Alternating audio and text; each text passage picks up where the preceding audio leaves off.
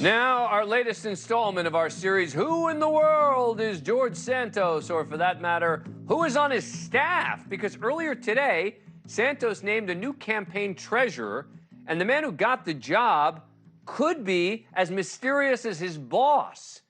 We now know his name is Andrew Olsen, but that's about it.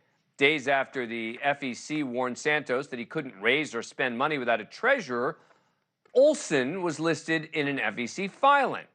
So who in the world is Andrew Olsen? Well, according to that filing in federal records, Olsen has never served as treasurer for any other federal committees.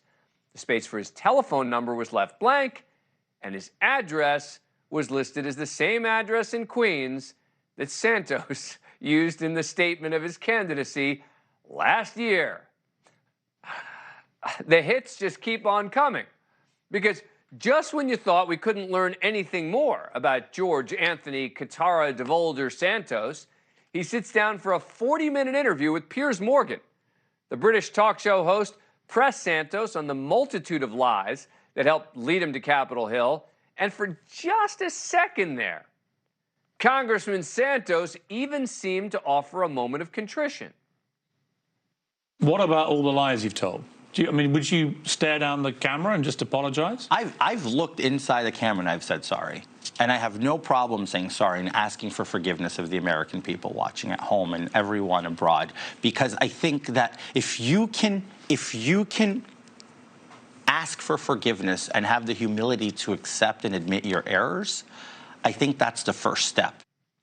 See what he did there? He said, I have no problem saying I'm sorry and asking for forgiveness. He never actually did either one. Look, he just said he has no problem doing it. And he got that right past Piers. This guy's very good at this. Now, Morgan did press him on the motivation for his lies regarding his education and his resume.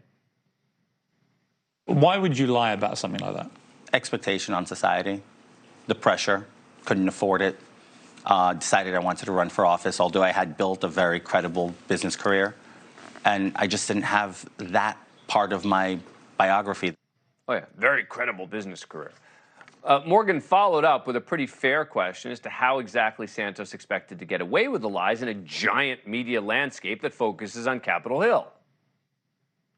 To run for Congress of the United States and to just tell blatant lies about even your academic record, I'm just struck, not necessarily that a politician would lie, but that you would think no one would find out.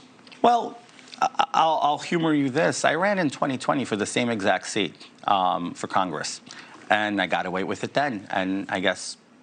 Right. Well, that's honest. Stupid. So you thought, actually, they're not going to find out? No, I didn't think so. Like when he said he was Jewish, which Santos now denies ever happened. You claim to be Jewish, but you're not Jewish. I never claimed to be Jewish. So who's this guy in an interview from like 3 months ago? I'm very proud of my Jewish heritage. I'm very proud of my grandparents' story. Not only did we survive, but now I'm able to go advocate and fight for other Jewish people all across my district. If you're confused, don't worry. Santos cleared it up. That whole descending from survivors, the Holocaust thing, it was actually just part of a rip-roaring hilarious joke.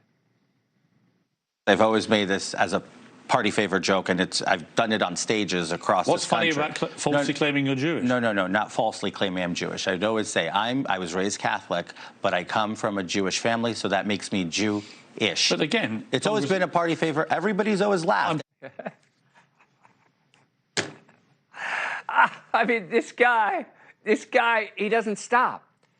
You know, everyone laughed, maybe except for actual survivors of the Holocaust. And after all, lots of reputable, honest characters in history have pretended to be part Jewish. Thank you for watching. Go to newsnationnow.com to find NewsNation on your cable provider.